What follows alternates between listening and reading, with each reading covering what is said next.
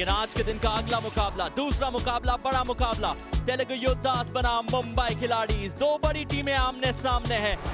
तेलुगु योद्धास पिछली बार के runners up team पे नजर डाल लीजिए। खतरनाक खिलाड़ियों से ये टीम भरी हुई है। खास तौर पे कैप्टन नंबर 11 प्रतीक वायकर, पिछली बार 55 अटैक पॉइंट थे। Vice captain number 10 Milind Sabrekar 48 point और 3 ड्रीम रन बनाए थे।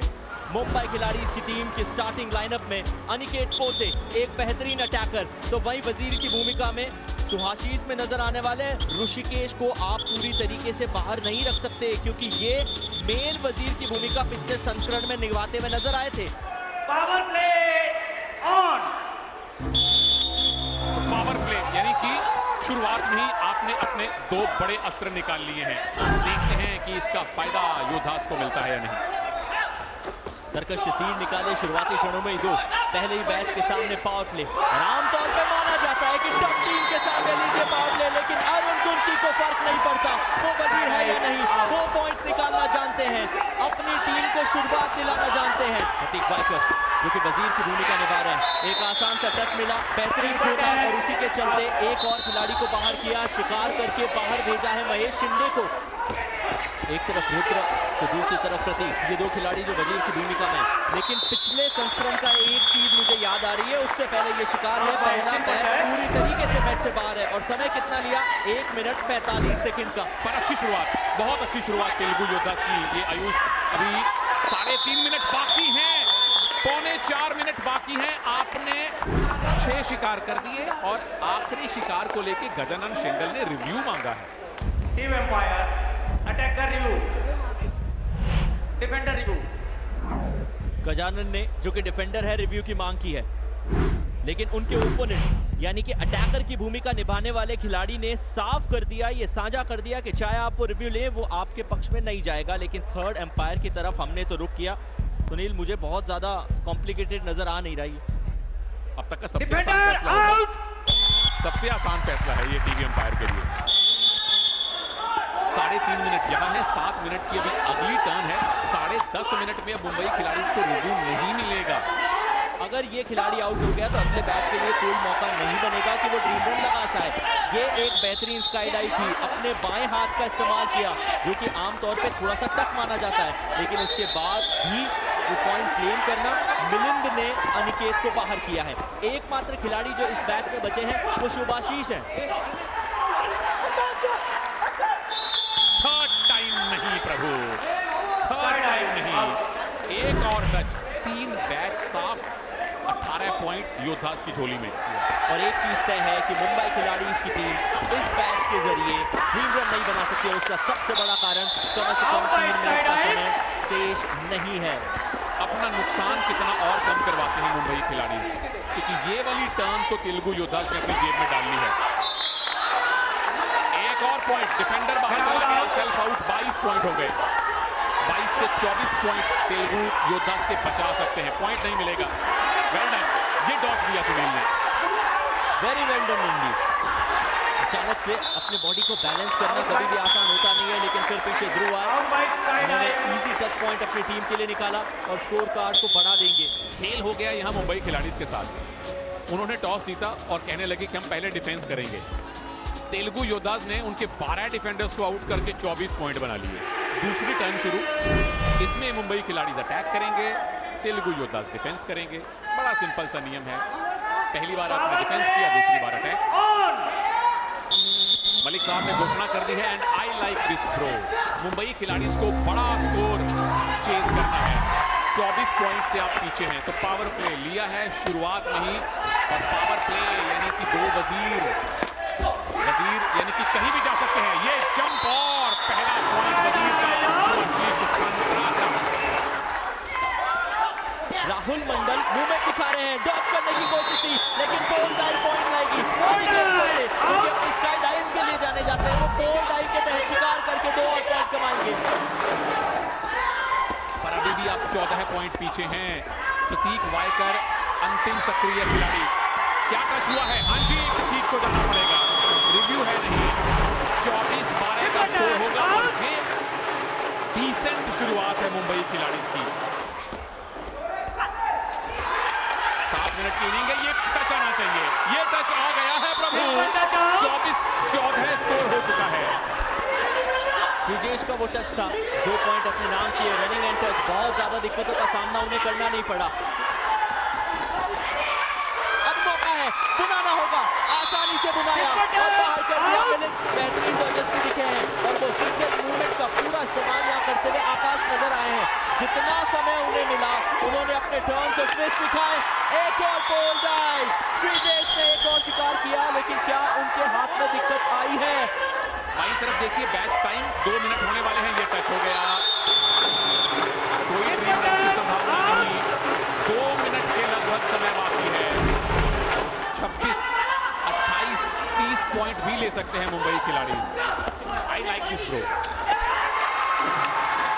विजय वहां मौजूद थे, लेकिन यहाँ पे मुंबई खिलाड़ी अटैकर्स की होगी। जब वो जा रहे हैं, छा रहे हैं और अनिकेत पोते, इस खिलाड़ी को आप मुकाबले से बाहर नहीं कर सकते।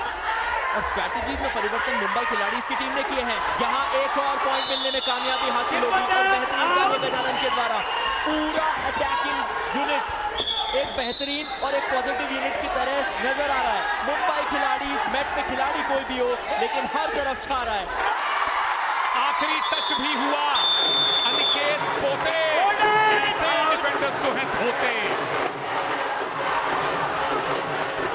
लीड अभी तक नहीं है, ये टच है प्रभु, मुंबई खिलाड़ी लीड में आ गए। एक क्षण के लिए ऐसा लगा था कि मुकाबला फर्स्ट इनिंग में बराबरी पे समाप्त होगा, लेकिन ऐसा हुआ नहीं, क्योंकि वहां मुंबई की टीम को कुछ और ही मंजूर था। 24-24 की बनस्पत अपनी लीड को मुकम्मल करती हुई मुंबई खिलाड़ी की ये टीम आपको नजर आएगी। अंकों के जरिए देखें, तेलुगु योद्धास ने 12 टच किए तो उनको 24 पॉइंट मिले। जवाब में मुंबई खिलाड़ीज ने 13 टच कर दिए, उनको मिले 26 पॉइंट। यानी पहली पारी की आधार पर 2 पॉइंट की लीड मुंबई खिलाड़ीज के पास है। तीसरी टर्न है ये इस मुकाबले की, और हर टर्न में हमने देखा है कि पहले ही बैच के सामने पावर प्ले लिया गया है। तो औपचारिक तौर पर कॉन्फर्मेशन आ चुकी है कि पहले बैच के सामने ये पावर प्ले है, सिर्फ और सिर्फ प्रतीक नहीं, अब उनके सामने रुद्र भी आपको वजीर की भूमिका निभाते हुए नजर आएंगे। तो डबल ट्रबल मुंबई खिलाड़ी इसके डिफेंडर के सामने। ये नसरीन से पहले पूछ रहे थे कि दिमाग कितना लगता है। ये बहुत दिमाग का खेल है, फिजिकल है, दौड़ना पड़ता है, पसीने छूटते हैं। ये स्काई डाइव है, बिल्कुल एक और पॉइंट मिला। ऋषिकेश मुरसावड़े बाहर गए, 2 पॉइंट और मिले, यानी लीड अब 2 पॉइंट्स की तेलुगु योद्धास की। क्या पोल डाइव है? जी नहीं, 2 वजीर हैं, पावर प्ले है, 2 मिनट से ज्यादा का टाइम हो चुका है। और ये है स्काई डाइव किया आपने, फ्लाइंग टच किया और तीसरा शिकार भी कर दिया, परंतु 2.25 मिनट लगे आपको पावर प्ले में 3 खिलाड़ियों को टच करने के लिए। तो ये पावर प्ले बहुत अच्छा नहीं माना जाएगा तेलुगु योद्धास के लिए। ये देखिए आपके सामने बड़ी मुश्किल से उनको फील्ड ऑफ प्ले में निखिल वागले को बाहर आना पड़ा। फिजियोथेरेपिस्ट साथ में है, Deep Tomar, nothing to worry bro. Deep ने उनको संभाल लिया है, हमने देखा, रिप्लेसमेंट मिल गया। पर मुंबई खिलाड़ी का डिफेंस आला दर्जे का है। अभी तक आपने सिर्फ 6 पॉइंट्स की लीड दी है तेलुगु योद्धास को। श्रीजेश इस नाम के खिलाड़ी हमेशा कमाल करते हैं डिफेंस में। अपील हुई है, up goes the finger. Aditya Ganpule ने श्रीजेश का शिकार किया, दूसरा बैच बाहर गया और ये रिव्यू लिया जा रहा है। कंफ्यूजन शायद श्रीजेश को भी थी, उन्होंने कंफर्म किया कि आउट आपने मुझे दिया है क्या? मलिक साहब ने कहा हाँ जी दिया है। वेल डन टू रोहन कोरे, लगातार शिकार है पर अभी तक शिकार हुए नहीं है। इस बार फिर दिशा के नियम ने उन्हें बचा लिया। सेंटर लेन के आसपास से स्विच करना आसान होता है। स्काई डाइव फिर आई थी और इस बार टच भी दिया गया। हालांकि रोहन पूरी तरीके से संतुष्ट थे नहीं, लेकिन जहन में उन्हें भी पता है कि वो टच है, वरना रिव्यू ले लेते। और वेल डन टू रोहन है, वेल डन टू रोहन है। आयुष 1.25 मिनट आपने टाइम बर्बाद कर दिया दूसरी टीम का। प्रतीक वाइकर है, इनका काम हम सबने देख लिया। 16 पॉइंट की लीड कितनी बढ़ा सकते हैं तेलुगु योद्धास? पिछली बार आपने 24 पॉइंट लिए थे, इस बार सिर्फ 16 ले पाए हैं। 2 जुड़ेंगे क्या? हाँ जी जुड़ेंगे। एक टच हुआ, 18 पॉइंट की लीड। और उसका सबसे बड़ा कारण ये है कि क्योंकि ये तीसरा बैच है, बहुत ज़्यादा एक्सपीरियंस आपको नज़र नहीं आएगा, डिफेंडर्स नहीं आपको नज़र आते, अटैकर्स होते हैं जो बतौर डिफेंडर या मुकाबला खेलते हुए नजर आते हैं। आखिरी कुछ सेकंड, लीड 18 की, लीड 20 की, एक और टच हुआ। P Shiva Reddy out, 44-26 score है, 18 पॉइंट की लीड है, यानी कि जो कम से कम टारगेट है मुंबई खिलाड़ी इसके सामने। लेकिन ऐसा कहा जा सकता है कि अच्छा अटैक करके दिखाया है। वो जो पॉइंट्स कमाए, 22 पॉइंट निकाले, 11 डिसमिसल्स दिए तेलुगु की टीम ने। याद रखिए तीसरा टर्न है, यानी कि दूसरी बार आप अटैक कर रहे हैं और ऐसे में फुल फ्लेजेड एनर्जी के साथ आप अटैक करते नहीं है। तो अब मुंबई की टीम को भी यही कार्य करके दिखाना है। चौथी निर्णायक टर्न, ब्रेक के उस पार। लेकिन दूसरी तरफ मुंबई खिलाड़ियों की कोशिश ये रहेगी कि शुरुआती 1 मिनट 30 सेकंड के आसपास अवधुत प्रसाद और उनके साथी खिलाड़ियों को बाहर भेजा जा सके। पहला टच हुआ है तो 28 पॉइंट हो गए, 19 पॉइंट आप अभी भी दूर हैं जीत से मुंबई खिलाड़ी। पावर प्ले है, 2 वजीर हैं, तो कोशिश यही कि 1.5 से 2 मिनट अंदर अंदर मैच को साफ करें। और मुंबई खिलाड़ी ने और तेलुगु योद्धाज ने, हमने देखा है कि पिछली बार डिफेंस शायद अच्छा नहीं किया था, लेकिन इस बार कहीं बेहतर वापसी उनकी। दूसरा टच हुआ है और रिव्यू की मांग की गई है। आदित्य गनखुले ने रिव्यू मांगा है। Smart ball. TV umpire, defender review. तो ये बहुत ही रोचक मामला है। वो मिल चुका था उनको, टच उन्होंने कर दिया था, लेकिन आदित्य गनपुले को क्या मालूम था कि उन्हें टच करने वाले खिलाड़ी को खो मिल चुका है, और उसी टाइम अपील भी कर दी। Defender out. आसान फैसला, खो मिलने के बाद आप टच कर सकते हैं डिफेंडर को। अनिकेत को जैसे ही खो मिला, इसमें तारीफ इनफैक्ट उस खिलाड़ी की भी है आयुष, जिसने अनिकेत पोते को खो दिया।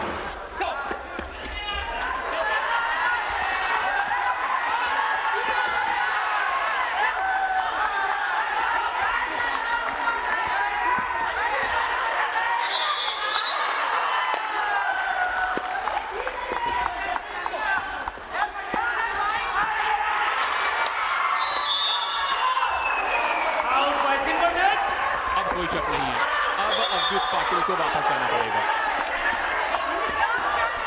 अभी भी आप 16 पॉइंट पीछे हैं। अब टच है, 14 पॉइंट की लीड पर 15 का टारगेट, यानी 8 टच अभी और करने हैं मुंबई खिलाड़ी को।